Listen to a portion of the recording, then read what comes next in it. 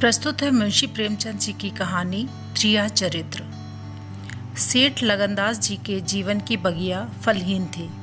कोई ऐसा मानवीय, आध्यात्मिक या चिकित्सात्मक प्रयत्न न था जो उन्होंने न किया हो। यूँ शादी में एक पत्नी व्रत के कायल थे, मगर ज़रूरत और आग्रह से विवश होकर एक दो नहीं 5 शादियां की। यहाँ तक कि उम्र के 40 साल गुजर गए और अंधेरे घर में उजाला न हुआ। बेचारे बहुत रंजीदा रहते। यह धन संपत्ति, यह ठाट बाट, यह वैभव और यह ऐश्वर्य क्या होंगे? मेरे बाद इनका क्या होगा? कौन इनको भोगेगा? यह ख्याल बहुत अफसोसनाक था। आखिर यह सलाह हुई कि किसी लड़के को गोद लेना चाहिए, मगर यह मसला पारिवारिक झगड़ों के कारण सालों तक स्थगित रहा। जब सेठ जी ने देखा कि बीवियों में अब तक बदस्तूर कशमकश हो रही है, तो उन्होंने नैतिक साहस से काम लिया और एक होनहार अनाथ लड़के को गोद ले लिया। उसका नाम रखा गया मगनदास। उसकी उम्र 5-6 साल से ज्यादा न थी, बला का ज़हीन और तमीज़दार। मगर औरतें सब कुछ सह सकती हैं, दूसरे के बच्चे को अपना नहीं समझ सकती। यहाँ तो 5 औरतों का साझा था। अगर एक उसे प्यार करती तो बाकी 4 औरतों का फर्ज था कि उससे नफरत करें। हाँ, सेठ जी उसके साथ बिल्कुल अपने लड़के की सी मोहब्बत करते थे। पढ़ाने को मास्टर रखे, सवारी के लिए घोड़ी, रईसी ख्याल के आदमी थे। राग रंग का सामान भी मुहैया था। गाना सीखने का लड़के ने शौक किया तो उसका भी इंतजाम हो गया।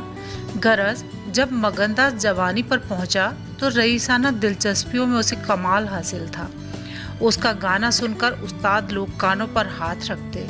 शहसवार ऐसा कि दौड़ते हुए घोड़े पर सवार हो जाता। डील डॉल शक्ल सूरत में उसका सा अलवेला जवान दिल्ली में कम ही होगा। शादी का मसला पेश हुआ। नागपुर के करोड़पति सेठ मक्खन लाल बहुत लहराए हुए थे। उनकी लड़की से शादी हो गई। धूमधाम का जिक्र किया जाए तो किस्सा वियोग की रात से भी लंबा हो जाए। मक्खन लाल का उसी शादी में दिवाला निकल गया। इस वक्त मगनदास से ज्यादा ईर्ष्या के योग्य आदमी और कौन होगा? उसकी जिंदगी की बहार उमंगों पर भी और मुरादों के फूल अपनी शबनमी ताजगी में खिल खिल कर हुस्न और ताजगी का समा दिखा रहे थे। मगर तकदीर की देवी कुछ और ही सामान कर रही थी। वह सैर सपाटे के इरादे से जापान गया हुआ था। दिल्ली से खबर आई, ईश्वर ने तुम्हें एक भाई दिया है। मुझे इतनी खुशी है कि जितना अरसे तक जिंदा न रह सकूं। तुम बहुत जल्द लौट आओ। मगनदास के हाथ से तार का कागज छूट गया और सर में ऐसा चक्कर आया जैसे किसी ऊंचाई से गिर पड़ा है। मगनदास का किताबी ज्ञान बहुत कम था, मगर स्वभाव की सज्जनता से खाली हाथ न था। हाथों की उदारता ने जो समृद्धि का वरदान है, हृदय को भी उदार बना दिया था। उसे घटनाओं की इस कायापलट से दुख तो जरूर हुआ, आखिर इंसान ही था। मगर उसने धीरज से काम लिया और एक आशा और भय की मिली-जुली हालत में देश को रवाना हुआ। रात का वक्त था। जब अपने दरवाजे पर पहुंचा तो नाच गाने की महफिल सजी देखी। उसके कदम आगे न बढ़े, वह लौट पड़ा और एक दुकान के चबूतरे पर बैठकर सोचने लगा कि अब क्या करना चाहिए। इतना तो उसे यकीन था कि सेठ जी उसका के साथ भलमनसी और मोहब्बत से पेश आएंगे, बल्कि शायद अब और भी ज्यादा कृपा करने लगे। सेठानियां भी अब उससे के साथ गैरों का सा बर्ताव न करेंगी। मुमकिन है मछली बहू जो इस बच्चे की खुशनसीब माँ थी उससे दूर दूर रहें, मगर बाकी चारों सेठानियों की तरफ से सेवा सत्कार में कोई शक नहीं था। उनकी डाह से वह फायदा उठा सकता था। उसके स्वाभिमान ने यह गवारा न किया कि जिस घर में मालिक की हैसियत से रहता था, उसी घर में अब एक आश्रित की हैसियत से जिंदगी बसर करे। उसने फैसला कर लिया कि अब यहाँ रहना न मुतासिब है न मसलहत। मगर जाऊँ कहाँ? न कोई ऐसा फन सीखा, न कोई ऐसा इल्म हासिल किया जिससे रोजी रोटी कमाने की सूरत पैदा होती। रईसाना दिलचस्पियां उसी वक्त तक कद्र की निगाह से देखी जाती हैं जब तक कि वे रईसों के आभूषण रहें। जीविका बनकर वे सम्मान के पद से गिर जाती हैं। अपनी रोजी हासिल करना तो उसके लिए कोई ऐसा मुश्किल काम न था। किसी सेठ साहूकार के यहाँ मुनीम बन सकता था किसी कारखाने के तरफ से एजेंट हो सकता था, मगर उसके कंधे पर एक भारी जुआ रखा हुआ था। उसे क्या करे? एक बड़े सेठ की लड़की जिसने लाड प्यार में परवरिश पाई, उसे यह कंगाली की तकलीफें क्यों कर झेली जाएंगी? क्या मक्खनलाल की लाडली बेटी एक ऐसे आदमी के साथ रहना पसंद करेगी जिसे रात की रोटी का भी ठिकाना नहीं? मगर इस फिक्र में अपनी जान क्यों खपाऊं? मैंने अपनी मर्जी से शादी नहीं की, मैं बराबर इनकार करता रहा। सेठ जी ने जबरदस्ती मेरे पैरों में बेड़ी डाली है, अब वही इसके जिम्मेदार है, मुझसे कोई वास्ता नहीं। लेकिन जब उसने दोबारा ठंडे दिल से इस मसले पर गौर किया तो बचाव की कोई सूरत नजर न आई। आखिरकार उसने यह फैसला किया कि पहले नागपुर चलो, जरा उन महारानी के तौर तरीके को देखूं, बाहर ही बाहर उनके स्वभाव की, मिजाज की जांच करूं। उस वक्त तय करूंगा कि मुझे क्या करना चाहिए। अगर रईसी की बू उनके दिमाग से निकल गई है और मेरे साथ रूखी रोटियां खाना उन्हें मंजूर हैं, तो इससे अच्छा फिर और क्या। लेकिन अगर वह अमीरी ठाट बाट के हाथों बिकी हुई हैं, तो मेरे लिए रास्ता साफ है। फिर मैं हूँ और मेरी दुनिया का गम। ऐसी जगह जाऊँ जहाँ किसी परिचित की सूरत सपने में भी दिखाई न दे। गरीबी की जिल्लत नहीं रहती अगर अजनबियों में ज़िंदगी बसर की जाए। यह जानने पहचान वालों की कनखियाँ और कनबत्तियाँ हैं जो गरीबी को यंत्रणा बना देती हैं। इस तरह दिल में ज़िंदगी का नक्शा बनाकर मगनदास अपनी मर्दाना हिम्मत के भरोसे पर नागपुर की तरफ चला, उस मल्लाह की तरह जो किश्ती और पाल के बगैर नदी की उमड़ती हुई लहरों में अपने को डाल दे। शाम के वक्त सेठ मक्खनलाल के सुंदर बगीचे में सूरज की पीली किरणें मुरझाए हुए फूलों के गले मिलकर विदा हो रही थीं। बाग के बीच में एक पक्का कुआं था और एक मौलशी का पेड़। कुएं के मुंह पर अंधेरे की सी नीली नकाब थी, पेड़ के सिर पर रोशनी की सुनहरी चादर। उसी समय एक नौजवान थका मांदा कुएं पर आया और लोटे से पानी भरकर पीने के बाद जगत पर बैठ गया। मालिन ने पूछा, कहाँ जाओगे? मगनदास ने जवाब दिया कि जाना तो था बहुत दूर, मगर यहीं रात हो गई, यहाँ कहीं ठहरने का ठिकाना मिल जाएगा? मालिन, चले जाओ, सेठ जी की धर्मशाला में बड़े आराम की जगह है। मगनदास, धर्मशाला में तो मुझे ठहरने का कभी संयोग नहीं हुआ, कोई हर्ज न हो तो यहीं पड़ा रहूं, यहाँ रात को रहता हूँ। कोई रहता है? मालिन, भाई मैं यहाँ ठहरने को न कहूँगी, यह बाई जी की बैठक है, झरोखे में बैठकर सैर किया करती हैं, कहीं देखभाल लें तो मेरे सिर में एक बाल भी न रहे। मगनदास, बाई जी कौन? मालिक, यही सेठ जी की बेटी इंदिरा बाई। मगनदास, यह गजरे उन्हीं के लिए बना रही हो क्या? मालिन, हाँ, और सेठ जी के यहाँ है ही कौन, फूलों के गहने बहुत पसंद करती हैं। मगनदास, शौकीन औरत मालूम होती हैं। मालिन, भाई यही तो बड़े आदमियों की बातें हैं, वे शौक न करें तो हमारा तुम्हारा निवाह कैसे हो? और धन है किस लिए? अकेली जान पर 10 लौंडियाँ हैं।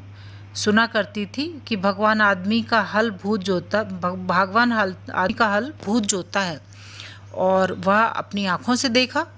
आप ही आप पंखा चलने लगे, आप ही आप सारे घर में दिन का सा उजाला हो जाए। तुम झूठ समझते होगे, मगर मैं आँखों देखी बात कहती हूँ। उस गर्व की चेतना के साथ जो किसी नादान आदमी के सामने अपनी जानकारी बयान करने में होता है, बूढ़ी मालिन अपनी सर्वज्ञता का प्रदर्शन करने लगी। मगनदास ने उकसाया, होगा भाई, बड़े आदमी की बातें निराली होती हैं, लक्ष्मी के बस में सब कुछ है, मगर अकेली जान पर 10 लौंडियाँ, समझ में नहीं आता। मालिन ने बुढ़ापे के चिड़चिड़ेपन से जवाब दिया, तुम्हारी समझ मोटी हो तो कोई क्या करे? कोई पान लगाती है, कोई पंखा झलती है, कोई कपड़े पहनाती है। 2000 रुपये में तो सेज गाड़ी आई थी, चाहो तो मुँह देख लो। उस पर हवा खाने को जाती है, एक बंगालिन गाना बजाना सिखाने आती है, मेम पढ़ाने आती है, शास्त्री जी संस्कृत पढ़ाते हैं, कागज़ पर ऐसी मूरत बनाती हैं कि अब बोली और अब बोली, दिल की रानी हैं। बेचारी के भाग फूट गए। किसी दिल्ली के सेठ लगनदास के गोद लिए हुए लड़के से ब्याह हुआ था, मगर राम जी की लीला 70 बरस के मुर्दे को लड़का दिया, कौन पति आएगा? जब से यह सुनावनी आई है तब से बहुत उदास रहती हैं। एक दिन रोती थी मेरे सामने की बात है, बाप ने देख लिया, समझाने लगे, लड़की को बहुत चाहते हैं, सुनती हूँ दामाद को यहीं बुलाकर रखेंगे। नारायण करे मेरी रानी दूधों नहाए पूतों फले। माली मर गया था, इन्होंने आड़ न ली होती, घर भर के टुकड़े मांगती। मगनदास ने ठंडी सांस ली। बेहतर है अब यहाँ से अपनी इज्जत आबरू लिए हुए चल दो, यहाँ मेरा निवाह न होगा। इंदिरा रईसजादी हैं, तुम इस काबिल नहीं हो कि उसके शौहर बन सको। मालिन से बोला, तो धर्मशाला में जाता हूँ, जाने वहाँ खाट वाट मिल जाती है कि नहीं। मगर रात ही तो काटनी है, किसी तरह कट ही जाएगी। रईसों के लिए मखमली गद्दे चाहिए, हम मज़दूरों के लिए पुआल ही बहुत है। यह कहकर उसने लुटिया उठाई, डंडा संभाला और दर्द भरे दिल से एक तरफ चल दिया।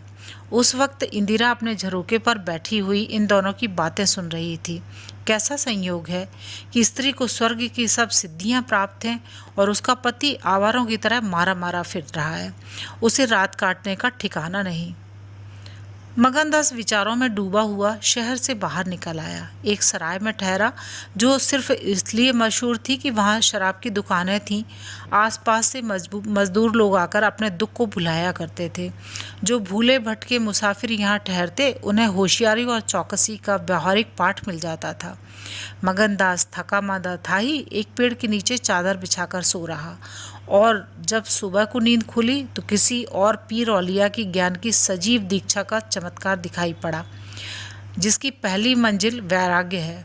उसकी छोटी सी पोटली जिसमें 2-1 कपड़े और थोड़ा सा रास्ते का खाना और लुटिया डोर बंधी हुई थी, गायब हो गई। उन कपड़ों को छोड़कर जो उसके बदन पर थे, अब उसके पास कुछ भी न था, और भूख जो कंगाली में और भी तेज हो जाती है उसे बेचैन कर रही थी। मगर वह दृढ़ स्वभाव का आदमी था। उसने किस्मत का रोना न रोया और किसी तरह गुजर करने की तदबीरें सोचने लगा। लिखने और गणित में उसे अच्छा अभ्यास था, मगर इस हैसियत में उससे फ़ायदा उठाना असंभव था। उसने संगीत का बहुत अभ्यास किया था। किसी रसिक रईस के दरबार में उसकी कद्र हो सकती थी, मगर उसके पुरुषोचित अभिमान ने इस पेशे को अख्तियार करने की इजाज़त न दी। हाँ, वह आला दर्जे का घुड़सवार था और यह फन में पूरी शान के साथ उसकी रोज़ी का साधन बन सकता था। यह पक्का इरादा करके उसने हिम्मत से कदम आगे बढ़ाई। ऊपर से देखने पर यह बात यकीन के काबिल नहीं मालूम होती, मगर वह अपना बोझ हल्का हो जाने से इस वक्त बहुत उदास नहीं था। मर्दाना हिम्मत का आदमी ऐसी मुसीबतों को उसी निगाह से देखता है जिसमें एक होशियार विद्यार्थी परीक्षा के प्रश्नों को देखता है। उसे अपनी हिम्मत आजमाने का, एक मुश्किल से जूझने का मौका मिल जाता है और उसकी हिम्मत अपने अनजाने ही मजबूत हो जाती है। अक्सर ऐसे मार्के मर्दाना हौसले के लिए प्रेरणा का काम देते हैं। मगनदास इस जोश से कदम बढ़ाता चला जाता था कि जैसे कामयाबी की मंजिल सामने नजर आ रही हो, मगर शायद वहाँ के घोड़ों ने शरारत और बिगड़ैलपन से तौबा कर ली थी, या वे स्वाभाविक रूप से बहुत मज़े से धीमे धीमे चलने वाले थे। वह जिस गांव में जाता निराशा को उकसाने वाला जवाब पाता। आखिरकार शाम के वक्त जब सूरज अपनी आखिरी मंजिल पर जा पहुंचा था, उसकी कठिन मंजिल तमाम हुई। नागरघाट के ठाकुर अटल सिंह ने उसकी चिंता को समाप्त किया। यह एक बड़ा गांव था। पक्के मकान बहुत थे, मगर उनमें प्रेतात्माएं आबाद थीं। कई साल पहले प्लेग ने आबादी के एक बड़े हिस्से को इस क्षणभंगुर संसार से उठाकर स्वर्ग में पहुंचा दिया था। इस वक्त प्लेग से बचे खुचे वे लोग गांव के नौजवान और शौकीन जमींदार साहब और हल्के के कारगुजार और रोबीले थानेदार साहब थे। उनकी मिलीजुली कोशिशों से गांव में सतयुग का राज था। धन दौलत को लोग जान का अजाब समझते थे, उसे गुनाह की तरह छुपाते थे। घर घर में रुपए रहते हुए लोग कर्ज ले लेकर खाते और फटे हालों की तरह रहते थे। इसी में निवाह था। काजल की कोठरी थी। सफ़ेद कपड़े पहनना, उन पर धब्बा लगाना था। हुकूमत और ज़बरदस्ती का बाजार गर्म था। अहीरों के यहाँ आंजने के लिए दूध न था। थाने में दूध की नदी बहती थी। मवेशी खाने के मुहर्रिर दूध की कुल्लियाँ करते थे।